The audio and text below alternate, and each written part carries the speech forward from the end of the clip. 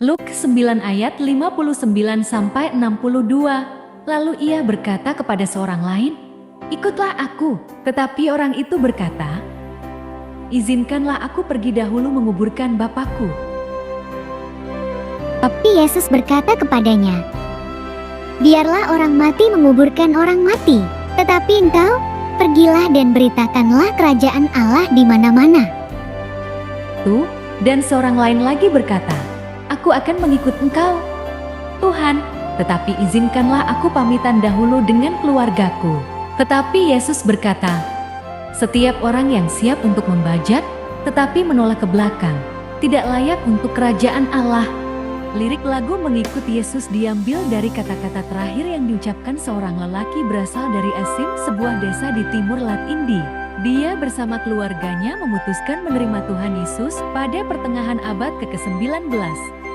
Kepala suku Asim memaksanya untuk meninggalkan imannya, namun lelaki itu berkata, "I have decided to follow Jesus," atau mengikuti Yesus keputusanku. Walaupun kepala suku dan penduduk mengancam akan memenggal kepalanya, namun lelaki itu tidak gentar dan tetap berkata, "Though no more one choose me, still you will follow," atau "tetap kuikut walau sendiri." Istrinya telah dibunuh karena iman mereka dan pada akhirnya lelaki itu pun dieksekusi ketika sedang menyanyikan "The Cross Before Me, The World Behind Me," yang artinya salib di depan, dunia di belakang. Demonstrasi iman lelaki ini telah membawa kepala suku dan semua penduduk desa bertobat dan mengikut Yesus. Mengikut Yesus adalah bukan untuk mendapatkan apa yang kita inginkan di dunia ini. Bisa hidup enak, berada di zona aman. Mengikut Yesus harus berani memikul salibnya. Harus siap menderita. Salib yang dimaksudkan adalah bukan salib banyak yang kita lihat di rumah ibadah atau gereja, atau salib dalam bentuk benda. Tetapi salib yang dimaksudkan adalah penderitaan. Banyak hal yang menjadi penghalang kita untuk mengikut Yesus. Beberapa di antaranya adalah keluarga, uang, harta atau kekayaan, pangkat, jabatan, dan banyak lagi. Mengikut Yesus harus berani meninggalkan hal tersebut dan tidak tergoda jika ada yang menawarkan hal tersebut. Mengikut Yesus harus siap dihina, dicela, siap mati demi kebenaran, lebih mementingkan kepentingan Tuhan daripada pribadinya. Mengikut Yesus harus berani menyangkal diri, seperti kisah lelaki dan istrinya yang dari daerah Asem, negara Indi tersebut. Beliau sampai rela dihukum mati demi mempertahankan imannya. Pengorbanan beliau menjadikan kepala suku dan penduduk menjadi pengikut Kristus. Pada ayat 60, tetapi Yesus berkata, "Biarlah orang mati menguburkan orang mati." Mati yang dimaksudkan dalam hal ini adalah bukan mati secara daging atau tubuh, tetapi adalah mati iman. Tetapi orang yang hidup imannya akan memberitakan kebenaran. Ayat 61 menjelaskan, jika ingin mengikuti Yesus jangan banyak alasan. Dalam aplikasi kehidupan sehari-hari mengingatkan kita, jika ingin memuji Tuhan, jika ingin beribadah kepada Tuhan jangan jadikan keluarga, kesehatan, pekerjaan dan lainnya menjadi penghalang. Di ayat 62 dijelaskan, jika ingin mengikuti Yesus harus memandang ke depan, jangan memikirkan hal-hal duniawi, tetapi harus berani meninggalkan cara hidup duniawi. Sahabat Tuhan Yesus, seorang pengikut Yesus harus memberitakan firman Tuhan.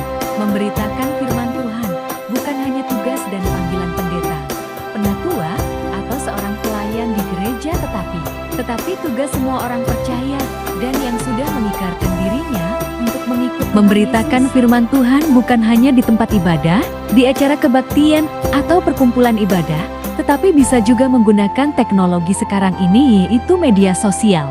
Dan yang paling utama adalah memberitakan firman Tuhan bisa melalui aplikasi perbuatan kita dalam keseharian, dimulai dari lingkup yang terkecil dari keluarga, bertetangga, masyarakat, dan juga antar suku maupun agama. Pengikut Yesus harus dapat mengimplementasikan ajaran Tuhan Yesus pada setiap orang tanpa memandang sara dan mau berkorban.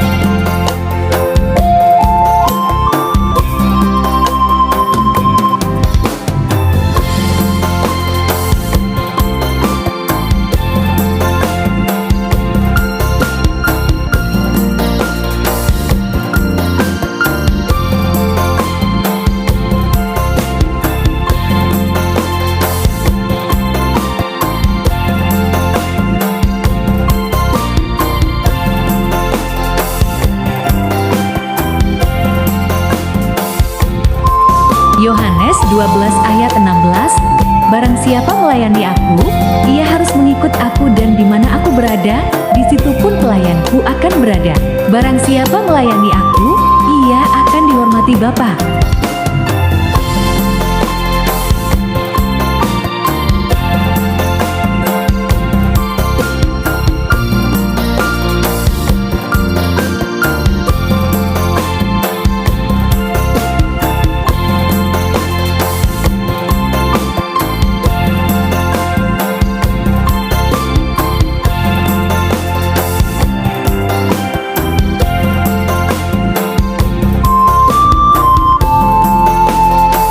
Buku NDHKBP nomor 690.